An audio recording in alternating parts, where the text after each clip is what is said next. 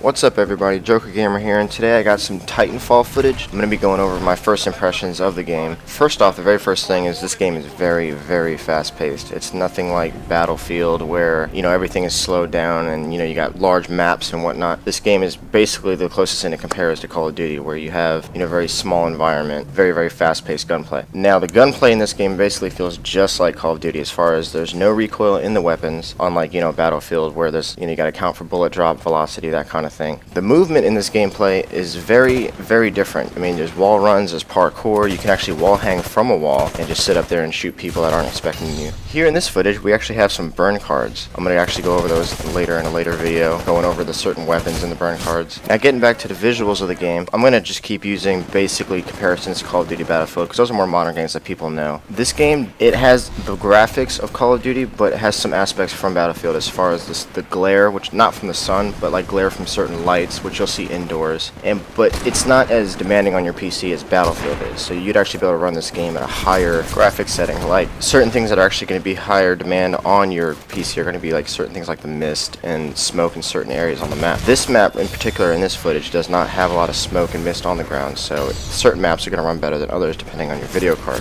There's only two maps right now in the beta. There's this map that you're currently seeing, and then there's a more close quarters in the city kind of map. The city map does have a lot of mist and ground fog, which does put a higher demand on your video card. Now, obviously, everybody knows that this game is centered around the Titans. The Titans play a very big role in this game. They can either be called in to stand and guard you, they can be called in to follow you around, or you can actually get inside and pilot them, which most people actually do. There's actually a game mode, I think it's Titan Last Stand, where everybody actually just starts out in a Titan, and there's no ground troops whatsoever. And when you're taken out, one life only. Now, here we actually have some Titan combat. Each troop comes with three separate weapons. You got your primary, your sidearm, and then you have a Titan weapon. This right here is a Titan Sidewinder. It shoots micro missiles that you can actually use on the Titans because your small arms fire doesn't do much. Now here you can see I actually called in my Titan. They come in with a shield around them, so you have time to get in without being blown up, basically. This Titan right here has the railgun. It's a 40mm cannon. There's three separate weapons for the Titans right now in here. Basically, you just have a minigun, the railgun, and then you have something that shoots rockets. So these weapons right here do massive damage to infantry, but depending on the weapon that you have, like the railgun is basically meant for kind of like sniping gameplay. You have the minigun, which is, it's a minigun. You can use it to basically take out a lot of infantry. Now, each weapon obviously acts differently, so you gotta plan accordingly depending on what you want to do. Most people use the 40mm cannon because it does have splash damage if you're trying to take out infantry. As you can see, you're a lot higher up, so the infantry look a lot smaller. So you just have to basically hit anywhere around their feet and it'll take them out with the splash damage. But this weapon also does a lot of damage to the actual Titans as well. Now, the Titans, along with their main gun, they also have, a few secondary features. As you can see down at the bottom, if you press F, all Titans come with a missile barrage that they shoot. It's very, I would say, inaccurate as far as, you really can't control them. Once you press it, all the missiles are going to shoot out, and you just basically have to do the best you can to aim. They do have a little bit of splash damage, but not too much, as I can tell from, trying to shoot at infantry with them. They're mainly meant for the Titans, but you can use them in a cluster of infantry if you do come across that. The Titans do have a melee attack. Now, if you just walk up and melee, an infantry, it's going to kill them in one hit. Now, if you go up to a lot of the Titans, you can actually melee them, and you can punch them, and it'll shove them backwards. Now, when you're attacking the Titans, once their shields come down, they'll have indicators on their bodies, like on where their weak points are. Now, if you have a weak point on the chest and you go up and melee the Titan in the chest, you can actually rip the pilot out of the Titan and then throw them aside like they're nothing. Now, if you look down at the bottom, you can press Q and you actually have a vortex shield. What that is, all Titans come with that,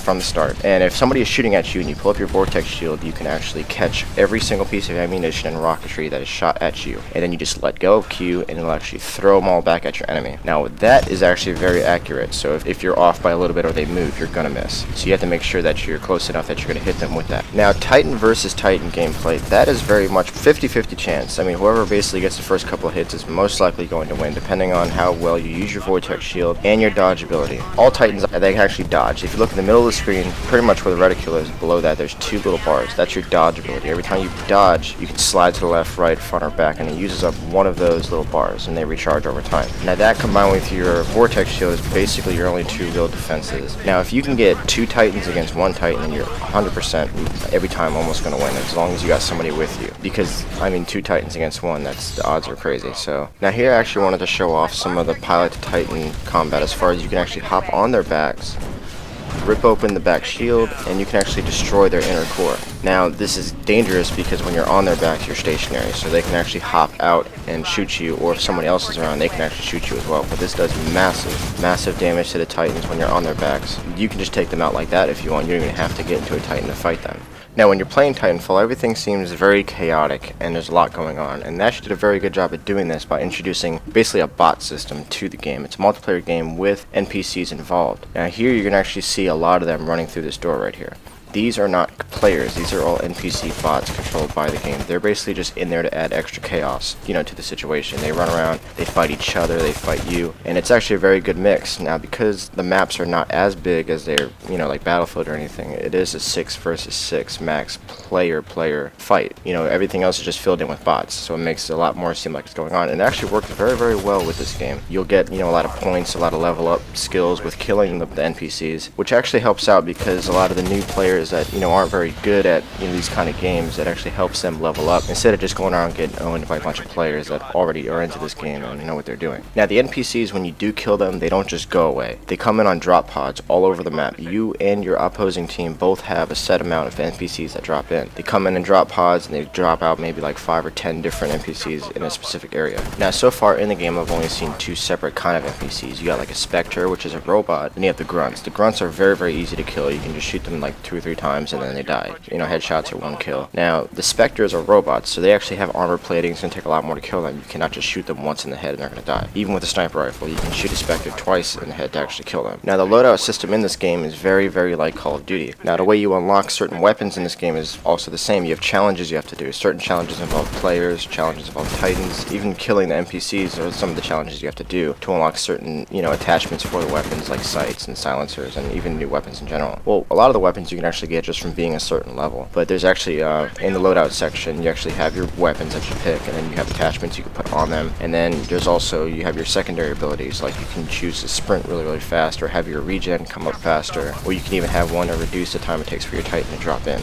Now, that bright light you just saw right there where the Titan exploded is actually one of the secondary abilities for the Titans. When you get them down to their low amount of health, a little bar will pop up on the right side that'll have yellow stripes on it. Basically, it says that they're in doom mode. When they're doomed, that means they have a certain amount of time before they actually blow up or self-destruct, depending on the ability. You can actually stay and fight throughout that and then eject at the last second, or you can actually eject early. Now, certain Titans are actually going to be, depending on if you pick this ability, you can actually set it so when you do eject and hop out at the top, you have a nuclear self-destruct, which is basically where your core blows up. And any Titan or player or NPC around you in that area is they're either going to take a lot of damage or most likely they're actually going to die from the explosion. Now, this right here is a rocket launcher that you start with in the game from the beginning. That's the anti-Titan weapon, aside from the Sidewinder that you saw earlier. As you can see from the little bit earlier, you basically have to lock on and then fire. This is very dangerous because sometimes it takes a long time to actually lock on, and then as you're sitting there trying to lock to only shoot 1 round, you gotta worry about somebody coming up behind you. As for the Sidewinder, which does less damage but rapid fires, and you don't have to lock on, you can just move and shoot. But also, when using those Titan weapons, you have to worry about